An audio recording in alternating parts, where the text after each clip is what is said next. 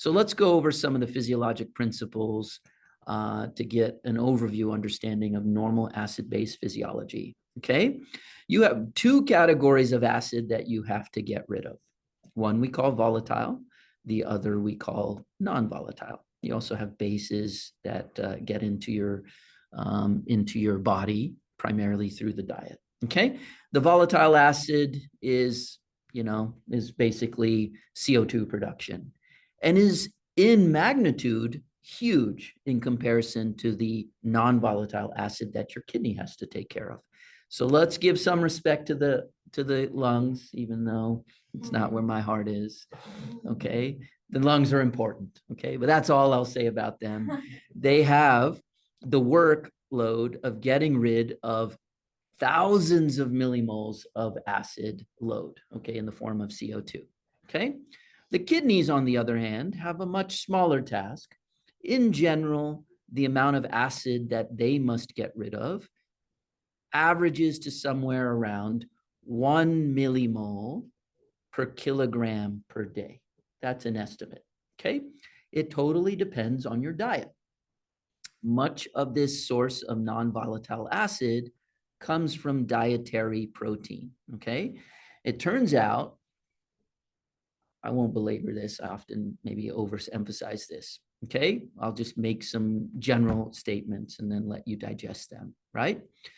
Basic amino acids like lysine and arginine are actually acid loads. That's less intuitive. You might have remembered from biochemistry. Lysine and arginine, those were bases. Your acids were glutamate, aspartate, right? So these are amino acids that at neutral pH, pH of 7, tend to accept a proton. But the reason that they're acid loads is that when your body does something interesting with lysine and arginine, build something, you have to liberate that proton. So the net consumption of arginine is a acid load because you do something useful with the lysine and arginine. Okay, the opposite is true for glutamate and aspartate. Okay, these are negatively charged at a neutral pH. And so in order to do something useful, like make glucose, which is uncharged, one of the first steps is you have to protonate glutamate and aspartate to do something useful, okay? So glutamate and aspartate are base loads. Now, it turns out that animal proteins contain a greater, relatively speaking, greater proportion of some of these cationic amino acids. And that is why, in general, large amounts of animal protein in the diet create greater burden of acid excretion for the kidneys, okay? We describe this sort of, well, net endogenous acid production with a term, net endogenous acid production, and it can be abbreviated as NEAP. This not only accounts for the relative amounts of basic and acidic amino acids that you consume, it also accounts for how much alkali is being made by your bacterial microbiome in the gut, okay? So a lot of things factor into net endogenous acid production.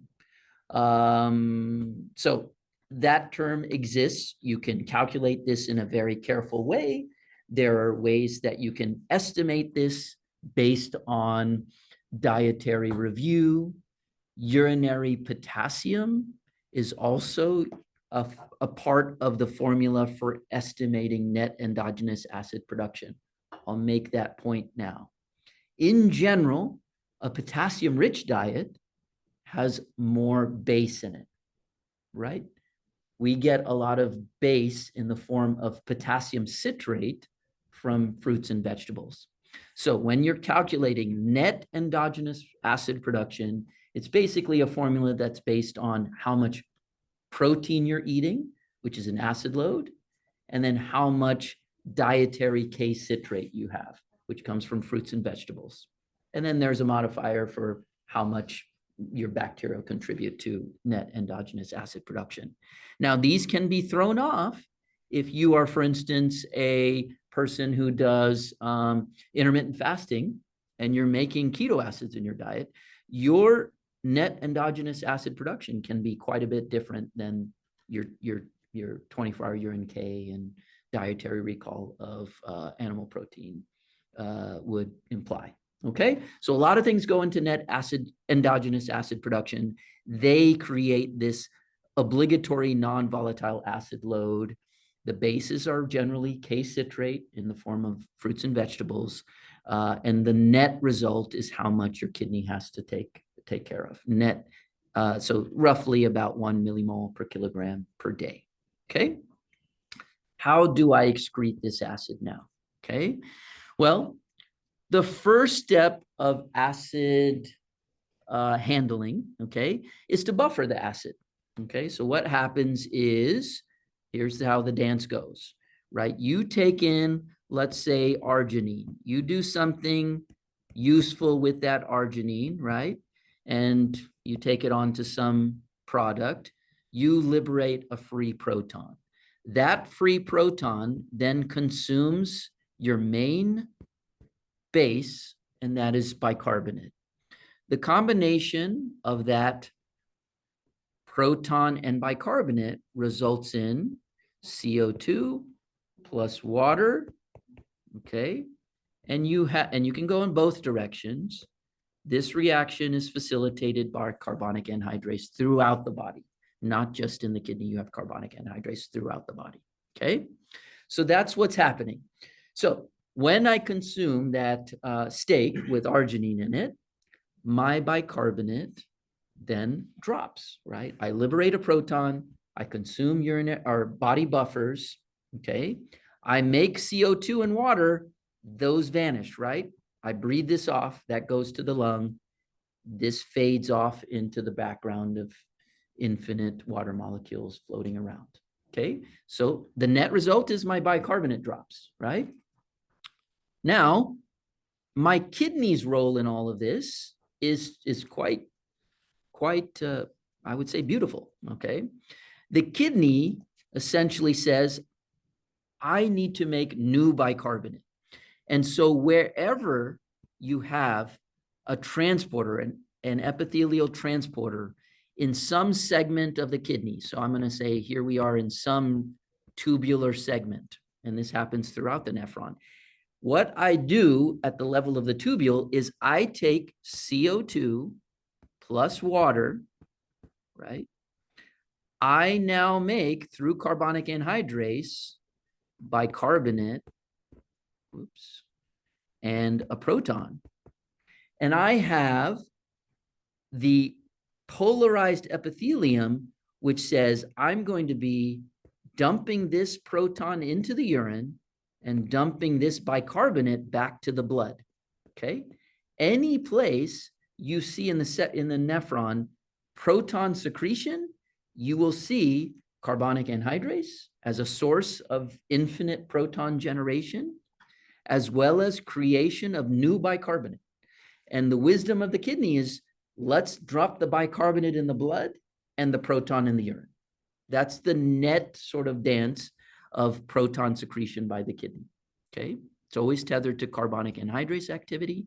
That's the wisdom of how the kidney generates new bicarbonate, okay? Maintaining that buffer that was consumed by eating that steak, okay? So again, the CO2 is excreted by the lung. The kidneys generate new bicarbonate, okay? So that's the statement here. I replenish the bicarbonate buffer that was consumed, right? Let me make this other point. This will be relevant as we discuss particularly proximal RTA. One main important role of maintaining acid-base homeostasis is I can't let all this filtered bicarbonate escape in the urine, okay? So you could potentially lose thousands. Remember, we're talking about tens of protons that are generated per day. If I lose thousands of bicarbonate in my urine through a defect in proximal tubular transport, I can rapidly get acidemic. So in order to avoid that, one of the main roles of the kidney is you filter thousands of millimoles of bicarbonate in a day. I have to effectively reclaim almost all of that. Okay. So for intact acid excretion, not only do I need to, once again, secrete the appropriate amounts of urinary buffer, but my proximal nephron had to do its job to reclaim bicarbonate, else it doesn't matter what's happening with respect to proton secretion, because I could be losing thousands of millimoles of bicarbonate in my urine and still, and be pumping as much protons as my distal nephron can, but still be acidemic because of that. Okay, so intact acid-base homeostasis or regulation also requires intact bicarbonate reclamation. Bicarbonate reclamation in the proximal nephron is basically tethered to, once again, carbonic anhydrase activity. Always carbonic anhydrase is any place you see proton secretion or bicarbonate reclamation, you'll find carbonic anhydrase in some form. There are multiple types of carbonic anhydrase. Carbonic anhydrase 2 is the most prevalent one. All of them are inhibited by acetazolamide. Some of them are inhibited more or less by other carbonic anhydrase inhibitors. Some have selectivity for other carbonic anhydrase isoforms. But here you can see in the proximal tubule, we have carbonic anhydrase that is creating CO2 out of protons and bicarbonate. That proton arrived through apical proton secretion, this sodium proton exchanger. Okay? All right. So again, intact bicarbonate reclamation is a necessary feature of intact acid excretion. That's the take-home message. Intact bicarbonate reclamation is required for intact acid excretion. Okay? All right. Now, it turns out that there's a finite capacity for my kidney to dump protons into the tubular lumen, right? Remember that a change in pH, one pH unit, okay, pH unit, one pH unit is a 10-fold change, is a 10x change in proton concentrations, right? So if I have a urinary pH of, let's say, 5.4 in my urine and 7.4 in my blood, that epithelium is separating a proton concentration difference of 100x, okay? If you do the math, you say, okay, I have to dump 70 millimoles of protons in a day for an average person. You divide by an average 2 liters of urine output per day, and you do some of the math. I'm going to let you do it on your own. You're saying 30 millimoles per liter. I want you to consider doing the math and converting that into a pH, right? Which is a free proton concentration. You'll get a pH that is required of around 2 or 3. That would require, again, a 10 to the 5th difference in proton concentration from urine to blood. Okay? You cannot do that. That is too energetically expensive to create a pH difference of that magnitude in order to excrete the amount of acid that you must excrete in a day. So the kidney dumps those 70 millimoles as urinary buffers. Urinary buffers bind the protons that are excreted in this distal nephron, right?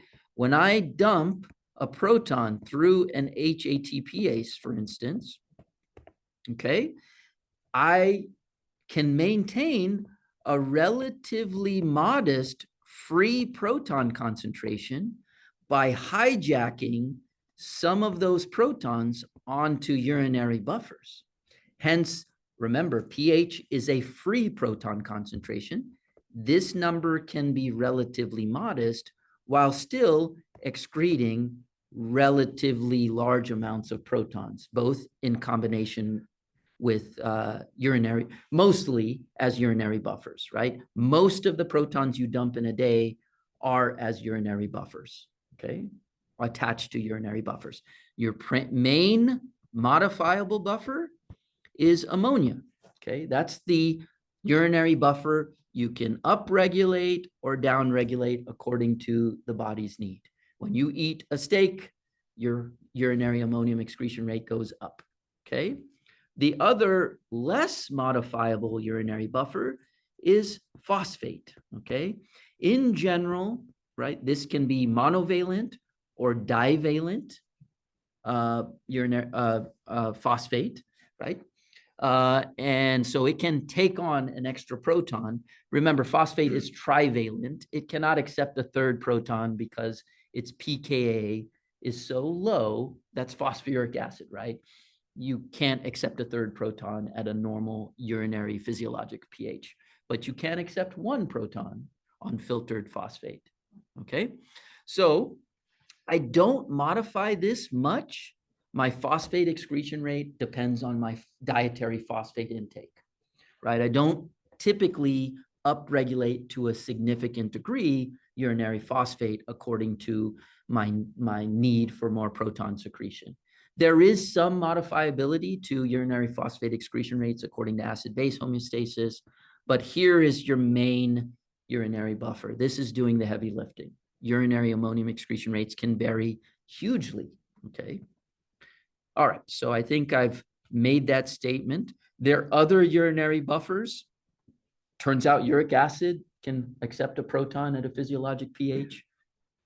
Creatinine can as well. Okay, so that can accept a proton at physiologic pH. Those are your main urinary buffers. Again, ammonium being the biggest one, right? The ammonium buffer system is your modifiable buffer system.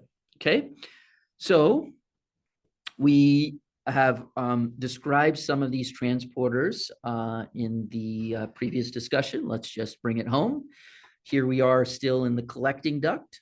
Here is the alpha intercalated cell of the collecting duct. We think of this as more the deep nephron in the medulla, right? If you go back to this, cartoon, principal cells dominate in the more cortical collecting duct segments. As you get deeper into the nephron segments down in the medulla, you'll have more representation of alpha and beta intercalated cells. Here's an alpha intercalated cell. You have apical transport proteins for protons. This is the vacuolar HATPase. This is a defect, or this is a transporter that can be deficient in certain types of hereditary RTAs. We can also have acquired form of RTAs where you form an autoantibody to vacuolar HATPase, for instance, in Sjogren syndrome, which we'll talk about. There are also mutations in basolateral bicarbonate transport. Here's that pattern again. Remember, I take CO2 and water, I make proton and bicarbonate, and then the kidney says, I'm smart enough to dump a proton this side and a bicarbonate on this side, making new bicarbonate. I can have defects in anion exchange proteins that also cause forms of distal RTA. Notice that this is regulated by aldosterone. This actually should be mapped here to HATPase. I'm seeing that here, so I will correct that. That's the primary regulatory site. Vacuolar HATPase, it's corrected in your tubular transport map. I got to fix this in this modification of your tubular transport map. I think I moved some of these transporters around in order to import this image, and I didn't move the green plus sign. All right, so notice also that there is some regulation of urinary buffer, right? You have these rhesus protein-like, that hence the name. This rhesus protein also is sort of the same from the RH family that defines RH blood groups. This facilitates urinary buffer transport of ammonia. And so that also plays a role in intact urinary excretion of acid. So you have, again, apical transport proteins of protons, transport proteins of ammonium buffer, and then you have these basolateral transport proteins for chloride, for returning chloride to the blood space. That can all get awry in causing, for instance, distal RTAs. Okay.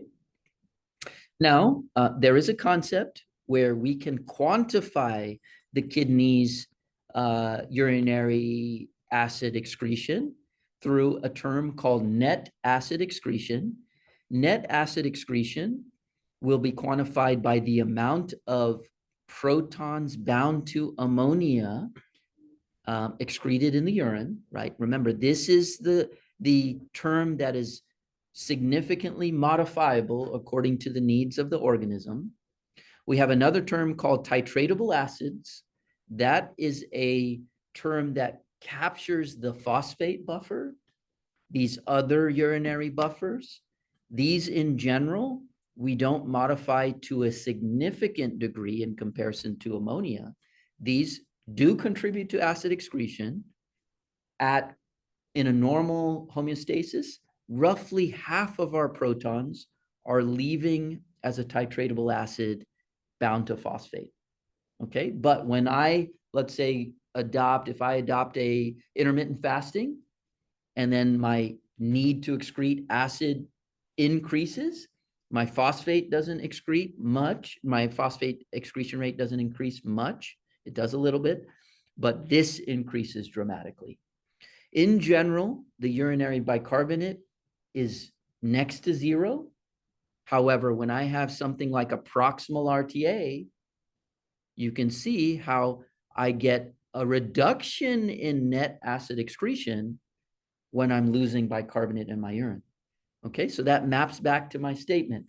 Intact acid excretion requires intact proton secretion as well as intact bicarbonate reclamation. For every bicarb that escapes in the urine, that's inhibiting my capacity for net acid excretion. Okay. Now there's some urinary citrate in my urine. It is in the millimolar range. So it's not something that typically, in a single digit millimolar range. It's not something that typically meaningfully changes our net acid excretion. However, there is another term. Some people have folded that term into titratable acid, even though it is actually a base loss in the urine. When you lose citrate in your urine, you're losing a base. Orson will make this point in his lecture. He'll say that, in the day-to-day fine-tuning of alkali handling, urinary citrate excretion rates kind of go up and down a little bit. Okay, but if I were to assault you with bicarbonate, like baking soda, the main thing that goes up is your bicarbonate, right? You'll get a big rush of bicarbonate excretion in that instance. But again, citrate handling can kind of account for some day-to-day adjustments in how much fruits and vegetables that you're taking in and the base load that may be required, for instance, for vegans. Okay. All right. So I think we're approaching the end of the hour. Let me just sort of set a conversation in motion for us to develop next week at our next Esquelita. Okay. So we can certainly broach the standard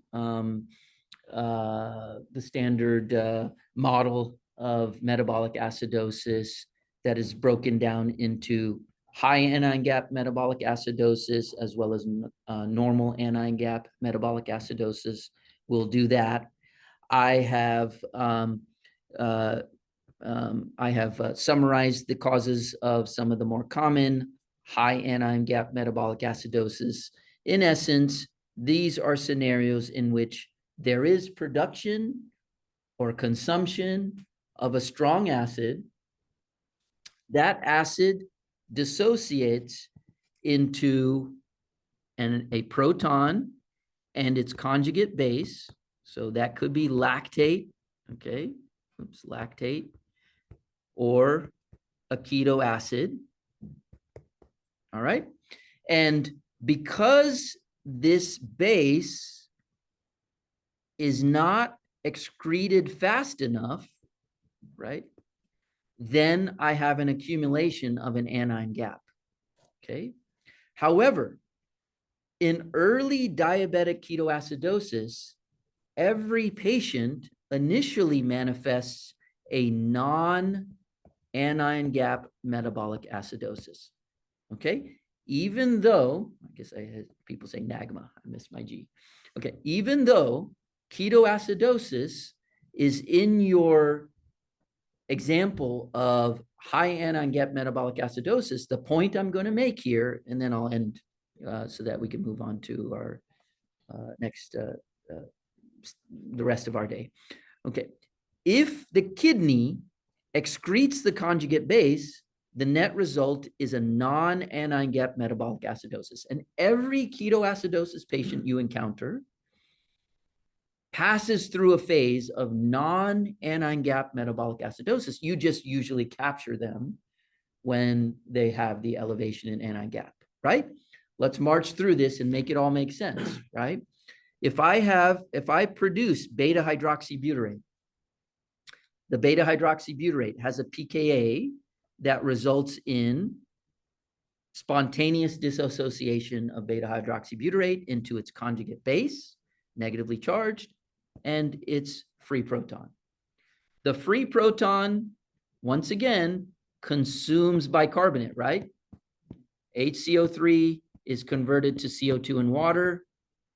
So I have a drop in bicarbonate, right? That vanishes. Okay. As long as the beta hydroxybutyrate production rate is modest and my GFR is good, I dump that beta hydroxybutyrate in my urine. So the net result is a drop in bicarbonate with no anion gap because that base dumped in my urine. Okay. When I get volume depleted and my GFR starts to drop, and when beta hydroxybutyrate production just really revs up, that's when I get the high anion gap metabolic acidosis. Okay. Make sense? So not every classic high anion gap metabolic acidosis actually manifests as an anion gap. This is clinically relevant, for instance, in the patients you're starving for surgical procedures. They can start to drop a bicarbonate and their gap be normal. And the clue that they have this as the cause is the UA that shows urinary ketones that are positive.